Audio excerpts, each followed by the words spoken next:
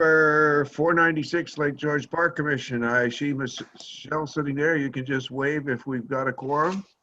Yes, We you do? do have a quorum. Okay, thank you very much. You're welcome. Everybody has at some point received a copy of the minutes.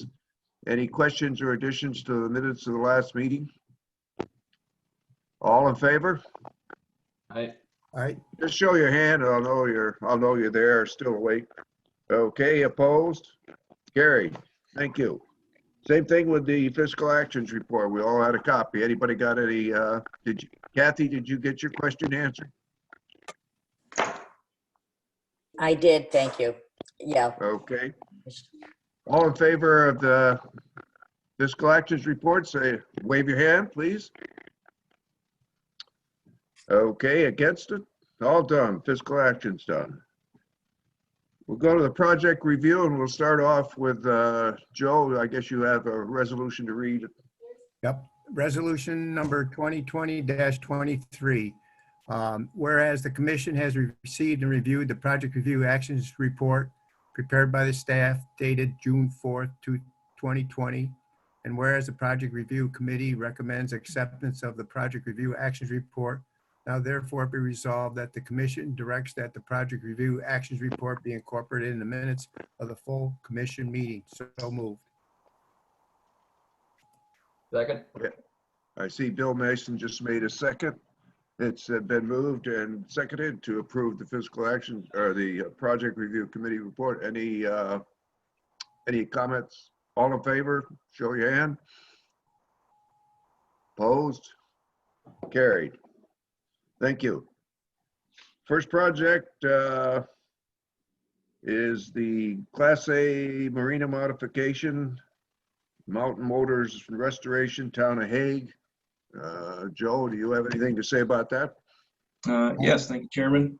So this is an application by Francisca in the Town of Hague for an existing upland winter storage facility. They're looking to add 50 outdoor winter storage vessels. And I can see that Mr. Siska has joined us this morning, so I'd invite him to introduce himself and talk about the project in a little bit more detail. Hi, Francisca here. Good morning, everyone. Thanks for taking the time. I started the business Mountain Motors and Restoration 3 years ago, and we've had 3 full winter storage seasons, successful seasons. We're a growing business, excited to be in the community, and just looking ahead, we've been adding approximately 10 boats per year to our services and storage group. First year, 30 boats, 40, 50. And I expect to have approximately 60 to 70 boats, hopefully for the upcoming winter season. When I purchased the property, we did a bunch of work to clean up what was there, removed pretty much all the debris in the property, and I think we've been a good neighbor to the folks around. So I'm just really looking to plan ahead. You know, I have a 5-year plan on where to take the business and to grow the business. And again, our projections are conservative, but continued growth. Hopefully, 10 to 15 boats a year, as has been our previous track record. I'm welcome to answer any questions you guys have. The commissioners have any questions for Mr. Secretary at this time? Nope, not at this time, sir. Joe, I have questions just for the record. Do we have any public comments? This went out to public notice to all the neighbors within 500 feet and any potentially interested or involved agencies. And we didn't receive any public feedback at all, except from Kathy Clark at the Town of Hague, who confirmed that the town has approved this proposed activity. So the town's in favor, and we've received no comments from any neighbors or anything concerning visual or traffic or noise impacts? That's correct. Okay. Anybody else have any questions or comments on the project? I do, Bruce. Go ahead. I saw that you have in your plans that you're going to put in a regular bathroom facility. Will that be hooked up to the town sewage treatment, or will it be on a septic system? Sure. Yeah, unfortunately, this town sewer does not come up Route 8 for us to be able to do that. I wish it could. We just recently completed a approved septic system on the property.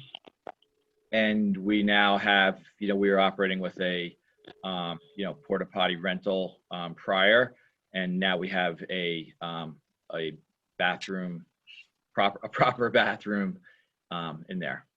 Okay, great. Anybody else have any further questions or comments from the applicant?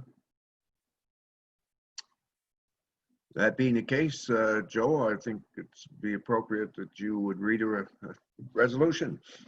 Resolution 2020-24, application number 5226-19-20 M1 mod.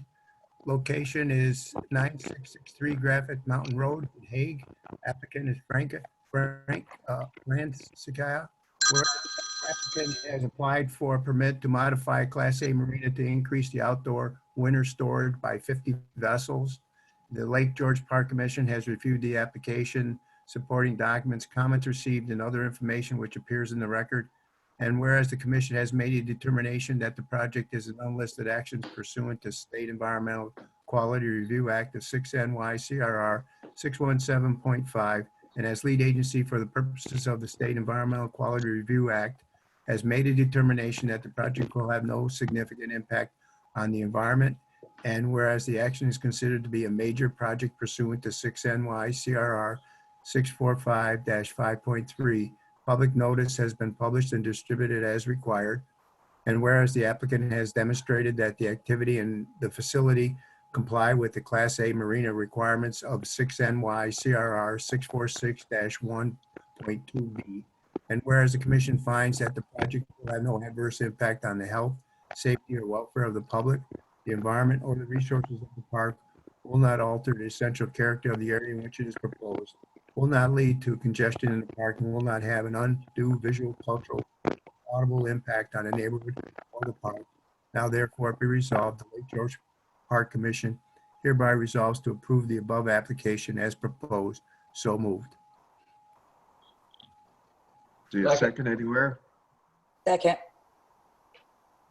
We have a motion to approve the application as submitted. Any further comments?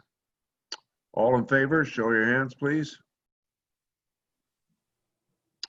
Opposed? Nobody. Okay, motion is carried. The application has been approved, Mr. Speaker.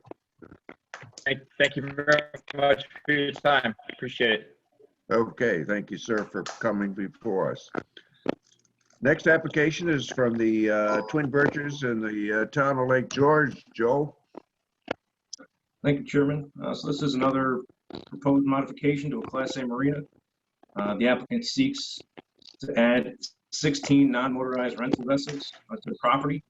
8 are proposed for use solely by overnight guests of Twin Birches. Right now they're offered for free to guests, but they plan to charge and provide some water-based instruction, which makes it a Class A Marina activity.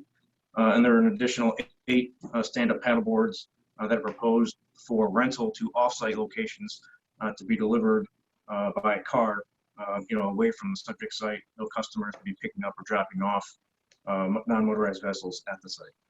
Tom Jones of Devotion Motorsports is here on behalf of Twin Birches. Tom, I'd invite you to talk about the application in a little bit more detail. Absolutely. Good morning, everyone. Thanks for having me. Yep. So we've been doing complimentary kayak use at the property in Twin Birches. Now that we would like to have a staff member down at the lake to assist, we are going to charge a fee for that. So we'd like to just kind of keep our hands in it a little bit more.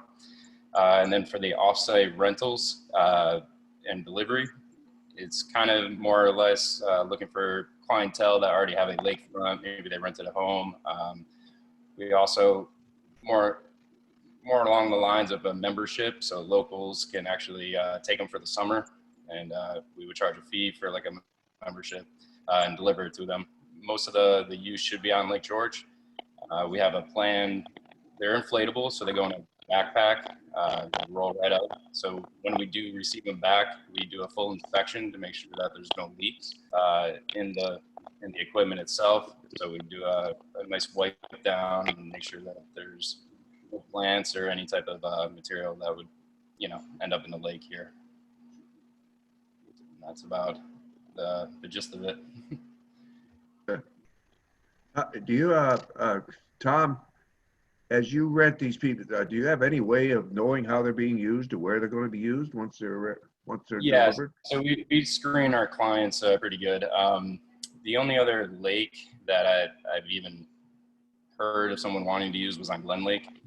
They have rentals on that or on that lake around the shoreline that are like our Airbnbs or things like that.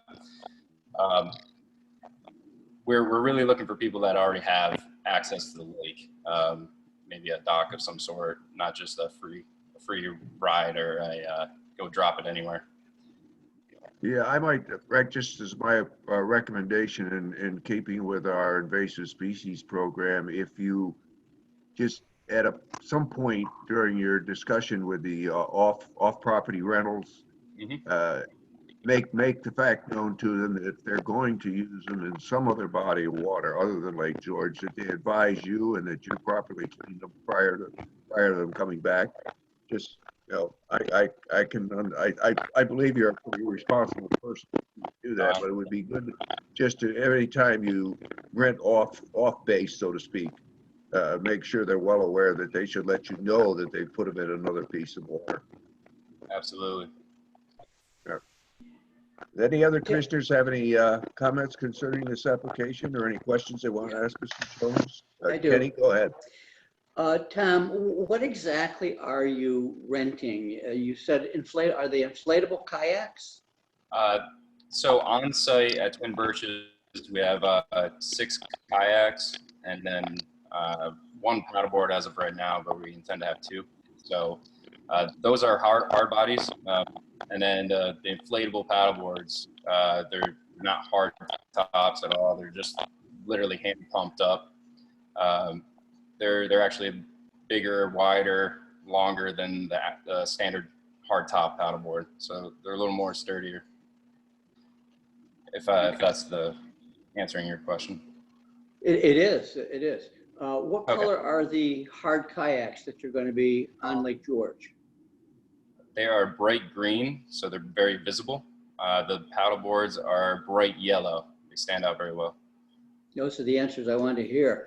And I assume now, didn't we pass a reg last year about flags on rental kayaks?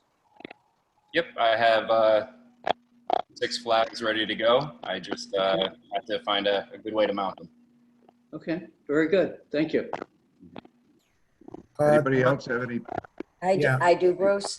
I still have a concern about Joe Johns' comment about, I know that the applicant has said he's going to try to rent to homeowners, people that probably aren't staying at a hotel, but is that for sure? I really think we do have to listen to Joe's comment and pay some attention to it as far as, renting them and putting more congestion into an area of the lake that's already very, very busy that could be a safety hazard. So how do we know that these rental stand-up paddle boards aren't going to be in the very, very busiest part of the lake, Tom? So with our, I attached kind of a checklist of things that we go over with each client about strictly not being in downtown whatsoever. It's not accepted. We do have eyes around here. They know what they look like. We've already talked to a couple people that I've worked with before in downtown. So that was one of my main concerns doing this. And we're really trying not to do that. Like say they're at the Marriott. I'm not really trying to give them a pass. Now they're flying blind. They don't have access. They don't know where they're going. We do our best to direct them tell them maybe a good launch site if they didn't have one, but more or less to skip all that.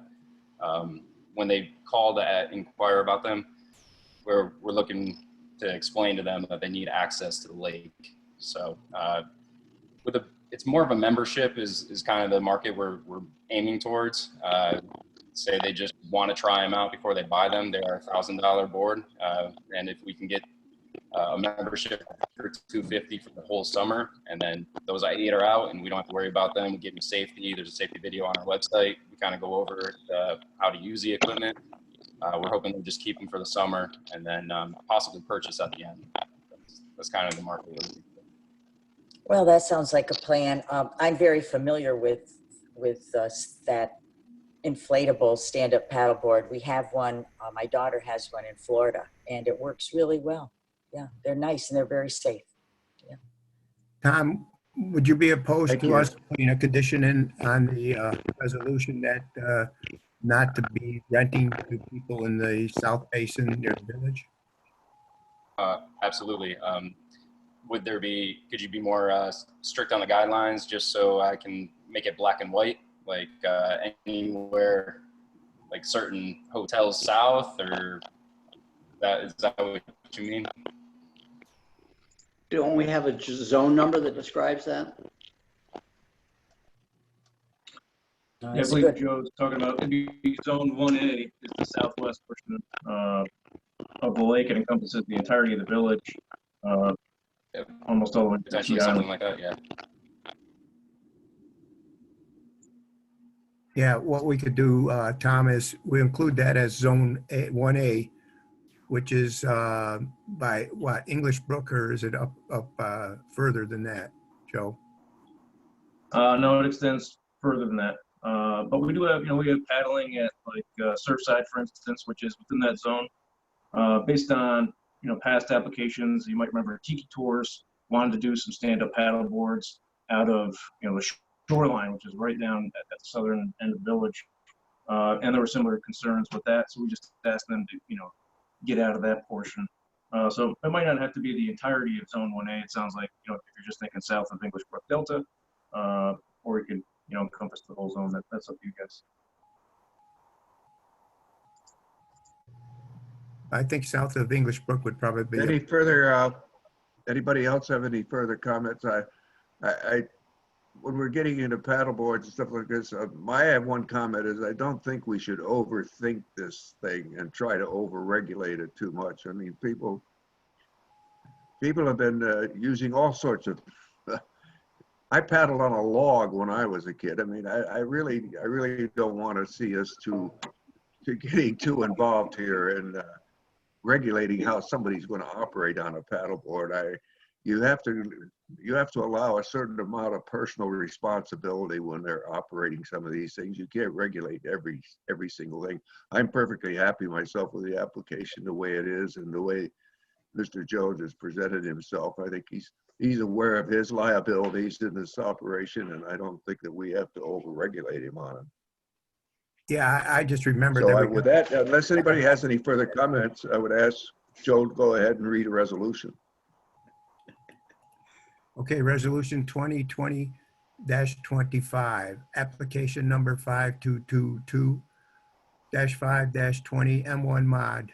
Applicant is Twin Birches Marina. Whereas the applicant has applied for a permit to modify a Class A marina to offer a non-motorized rental vessels, and the Lake George Park Commission has reviewed the application, supporting documents, comments received, and other information which appears in the record. And whereas the commission has made a determination that the project is an unlisted action pursuant to the State Environmental Quality Review Act 6 NYCRR 617.5, and as lead agency for the purposes of the State Environmental Quality Review Act, has made a determination that the project will have no significant impact on the environment. And whereas the action is considered to be a major project pursuant to 6 NYCRR 645-5.3, public notice has been published and distributed as required. Whereas the applicant has demonstrated that the activity and the facility comply with the Class A marina requirements of 6 NYCRR 646-1.2b.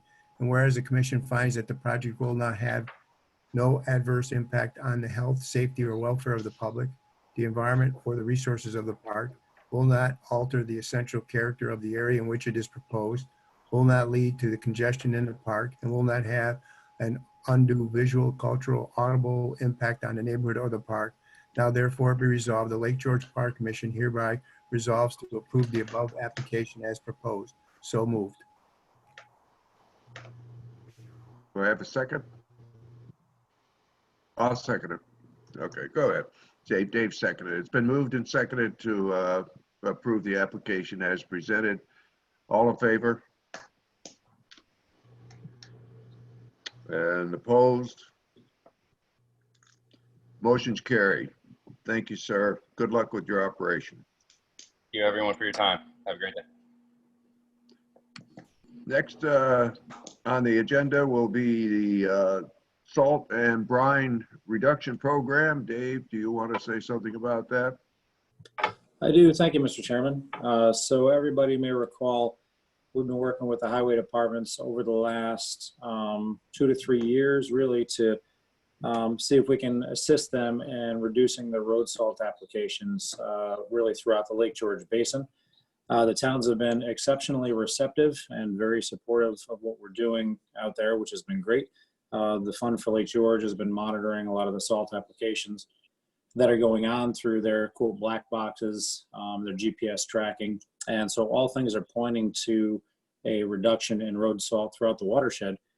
One of the things that we've been working on is anti-icing applications of road salt brine, which is basically salt water that you apply to the roads in advance of a pending storm, and it keeps the snow and or freezing rain from adhering to the pavement, and that lets you use less salt to burn off any ice after the fact. It's been very effective. So over the last couple of years, I've managed a couple of grants to get some money out there to the towns, about $400,000 worth, working with the Village of Lake George and Warren County. And we've been able to get all the municipalities around the lake road salt brine application equipment and storage equipment. And the last part of that is getting a reliable source of salt brine to all these communities. So for the last couple of years, we had a private supplier, Street Treat, their name was. They got bought out by a larger company, and the rates that we were getting are going to, of course, go up, as they always do. So we've been researching alternate avenues to make brine locally and get it transported around the basin at a reasonable cost. So Chris Belden from Warren County is administering a grant for the Village of Lake George that has $72,000 in it that can be used towards purchasing an industrial grade mobile salt brine making unit that can be easily transported from town to town. The unit itself costs about $100,000, so we're about $28,000 short. This past week, I reached out to all the highway superintendents and town supervisors around the basin to find out who is interested in being able to make their own brine at a cost of 6 cents per gallon, which is basically the cost of the salt alone, versus the 35 to 45 cents a gallon of having to get it privately. We have a very good response. The town and Village of Lake George actually used a very small unit that they got from the Fund for Lake George a little while back, so they've kind of opted out because they're going to be making their own. And the town of Hague plans on creating their own salt brine making unit as well. I talked to Edna, and we said that's great. So the other towns that I've talked to are interested in putting forth some resources. That's Supervisor Conover, the towns of Dresden and Putnam, the town of Queensbury. John Stroud was working with his highway superintendent to find out if they're going to be continuing with the brine program. So what I'm doing is asking each of the involved municipalities if they can contribute $5,000 to Warren County DPW, and that would allow them to have enough resources to purchase the $100,000 piece of equipment. Warren County would own the brine maker, and they would have MOUs with each of the involved municipalities around Lake George, such that anytime the town of Dresden or Putnam or Bolton or Queensbury or any of the other towns, and even Washington County who's involved, would like to use it, they simply pick up the unit, they bring it back to their shop, they load the hopper, they hit the button, and they're able to fill up their brine tanks. It creates 3,000 gallons per hour. These units are industrial grade and self-cleaning, so it doesn't take a huge amount of training. So long story short, we're very, very close to closing the very last leg of getting our anti-icing and road salt reduction efforts to the optimum point that we can be at this stage. I just need to get that final set of resources available so the county can move forward and purchase that equipment. So I'm going to be on a Zoom call with the Washington County Board of Supervisors coming up at their next meeting, just to describe where we are and see if they'd like to participate. Their DPW superintendent, Deb Donahue, is great, and she really supports trying to go in this direction. The Warren County Board of Supervisors is also very supportive of this, and there's towns outside the Lake George Basin that also would like to probably be involved, including the town of Chester and Horicon.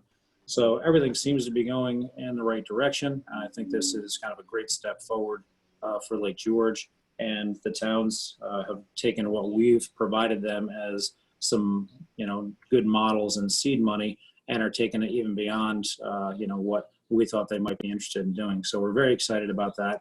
We're going to keep working with the various parties to make sure that their practices are as good as they can be and give them whatever assistance that we can. So no resolution for today. I just wanted to bring you up to speed to let you know that we are working with all the communities around Lake George to do the best we can for road salt reduction.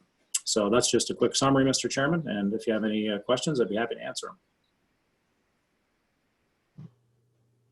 Do any of the commissioners have any questions for Dave at this time on this program? Apparently not, Dave. Thank you. You're doing a good job on that, even from your remote location. I begin to think you're like the weatherman. Yeah. Okay, stream corridor. That's we have a resolution that we're, and I suppose you want to say something about that, Dave, timing or maybe. I can introduce it, and then I'd like to turn it over to Carla and maybe Joe. So as everybody recalls, we've been working on our stormwater regulations update for more than 3 years now. As the part of the recent effort, we've been working with DEC and APA. We have a subcommittee that's chaired by Ken Parker.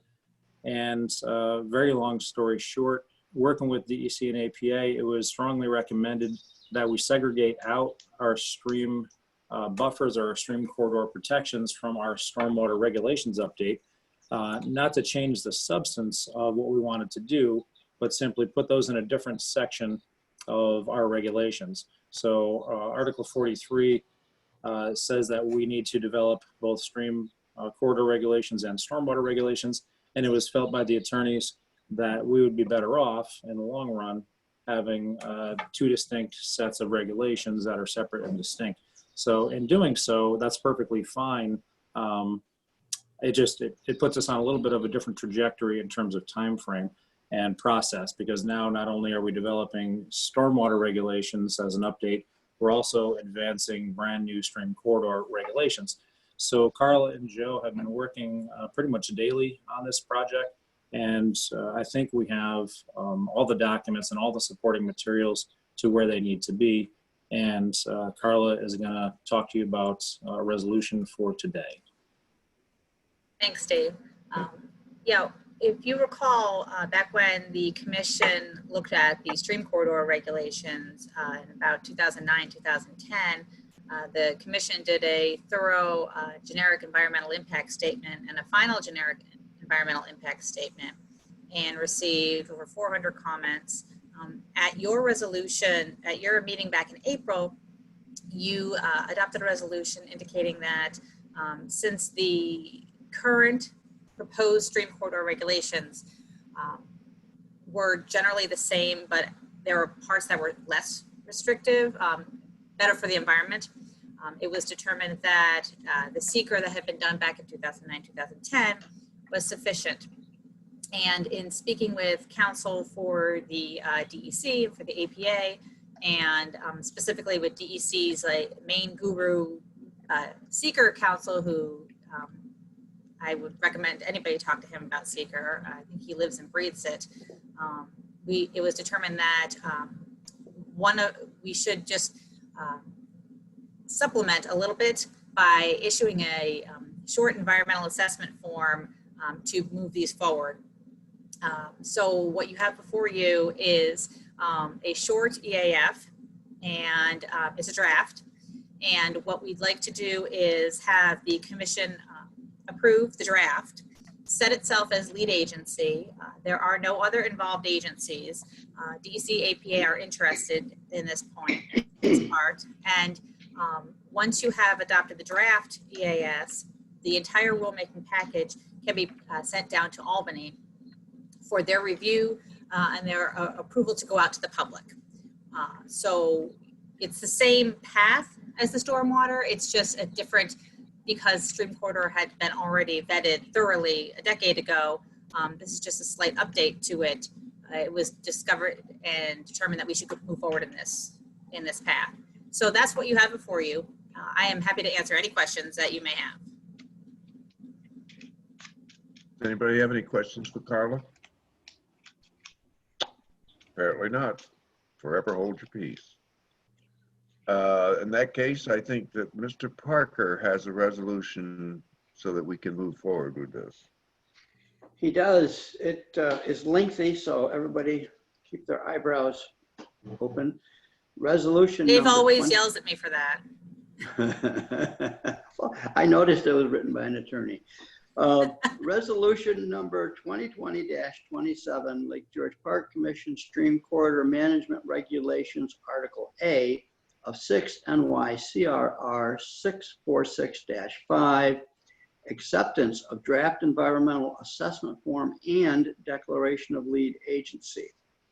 Whereas the Lake George Park Commission is directed to adopt rules and regulations in conformity with the provisions of the Environmental Conservation Law, including Section 43-0112, sub 5, requiring promulgation of regulations relative to stream corridor management, including standards for locations of roads, stream channelization, frequency of stream crossings, timber harvesting, and vegetative cutting restrictions within designated stream corridors. And whereas from 2007 through 2009, the Commission engaged in rulemaking pursuant to the State Administrative Procedure Act and the State Environmental Quality Review Act.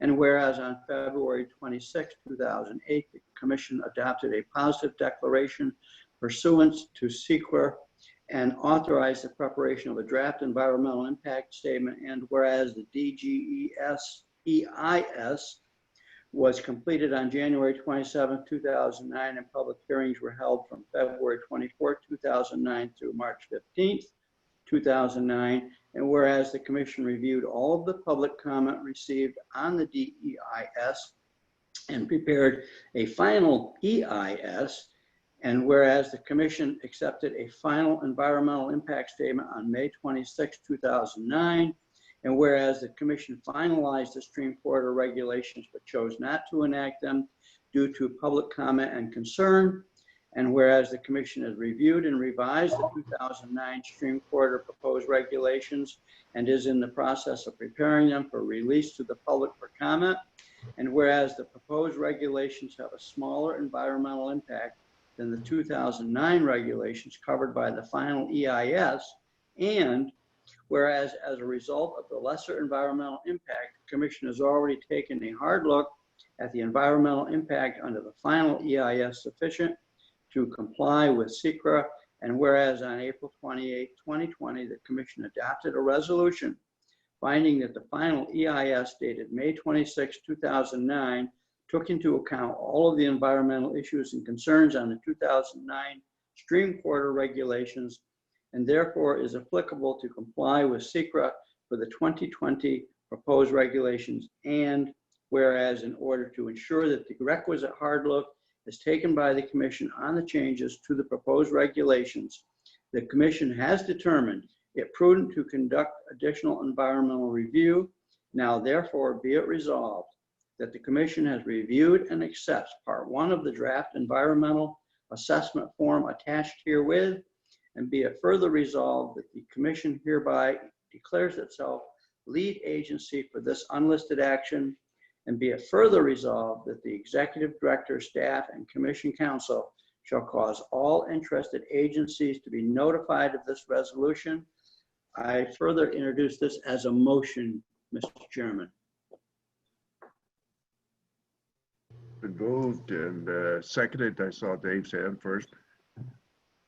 For the, you know what? I never realized how boring these things were until you watch them on Zoom. There's really, that's I don't think there's any way at all to perk this stuff. Okay, all in favor of the resolution? Opposed? Resolution is carried. Thank you. Thank you. So, Mr. Law Chairman, Enforcement Committee. Law Mr. Chairman, Enforcement Committee. Yeah? Go just ahead. since we have a couple folks from the media on the phone, I just wanted to make sure that everybody was aware of where we are in the process, so it just doesn't get misunderstood. We have formally submitted our stormwater regulatory package to Albany, and it is currently being reviewed, and we hope to receive approval to release those draft regulations in the near term. Subsequent to that is the stream corridor regulations that you just approved the secret process on. That package is being finalized, and Carla, I believe that will be sent down to Albany in its entirety very shortly. Yes. So that will take a little bit longer for Albany to review and approve. If you recall, our requirement is that we do public hearings as a part of this process.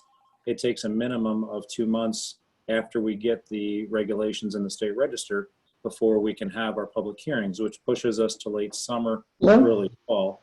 Knowing that we have a very mobile population around Lake George, and it's very different in July than it is in November, we hope to reach out with public information meetings as opposed to public hearings in the summertime to make sure that everybody that is interested in this topic can understand everything about it from just an informational standpoint, and they can provide their feedback in the summertime. So we're working daily with Albany to make sure that we can get these released as quickly as possible, and then there'll be a formal process after that. So if any of the media online wants to reach out to me individually after the meeting or any other time, I can give you more information. So thank you. Thank you, Dave. I think it's been our real effort on our part trying to make sure that we get as much of this information out to the public as we can during the summer season. I don't think Albany fully realizes that most of the people that have a dear interest in these regulations are only here during the summer season, and we don't intend in any way to do a midnight passing of this regulation. We want to get all the information we can out. So I appreciate your comments, and I certainly appreciate the effort that you and Carla have put through trying to get this thing through Albany on time. Thank you very much for both of you. Thank you, Mr. Chairman. Law Enforcement Committee report, Ken. Yes, thank you, Chairman. We did have a Law Enforcement Committee meeting this morning, and Lieutenant Johns advised us of some equipment issues, major but not awfully major. Also advised us that our Marine Patrol is full-time, etc., starting this Friday, June 19th, and advises the lake has been very, very to date, which looks like we're going to have a year as far as boat tourism. We discussed the lack of fireworks on the lake and how that would or would not affect our patrols. And we discussed some anchoring issues that have been determined at Sandy Bay. And we directed the law enforcement folks to do some further research on the buoys and the required buoy installations. And I do have a resolution number 2020-26 that says, whereas the Law Enforcement Committee met via teleconference June 23rd, 2020 to review matters pertaining to the Lake George Park Commission's Marine Patrol and the Commission's law enforcement program, and whereas active law enforcement cases and their status were reviewed in executive session, And whereas the Law Enforcement Committee has reported on the results of that committee meeting at this full commission meeting, and whereas the Law Enforcement Committee recommends acceptance of this month's law enforcement report, I now therefore be it resolved that the commission accepts the report of the Law Enforcement Committee, but I will amend it and to the point that we did not need an executive session discussion this morning. And with that amendment, I would make a motion that this be adopted. Second. And I see Joe's hand. It's been moved and seconded to approve the Law Enforcement Committee report. Any discussion? All in favor? Opposed? Carried. Thank you. We have reached the public comments portion of our meeting, and Justin, if there's anybody out there, you're in control of unmuting someone for public comments. Okay. Anyone who was muted has now been unmuted. So if you wish to speak, go right ahead. Rosemary, anything? I thank you for being able to attend this meeting. Just a question, will the draft regs that you were just talking about, first and the second, will they be on the website? I just checked and I couldn't find them. Rosemary, the regulations can't be approved and released to the public until they've been fully reviewed and approved by the executive chamber. As soon as that happens, we release them into the New York State Register and they go live on our website. So essentially the same day as we get the approval, they will be on our website. And our goal is maximum public outreach. So we will do a release as well, letting people know that they're available and our schedule for public information meetings. Thank you. Anyone else, Justin? I only have Gwen Craig and Chad Arnold from the papers, and doesn't seem like they have anything they wish to say. Buzz, anything? Oh, Gwen says she's all set. I think that's it. Looks like looks like we're done.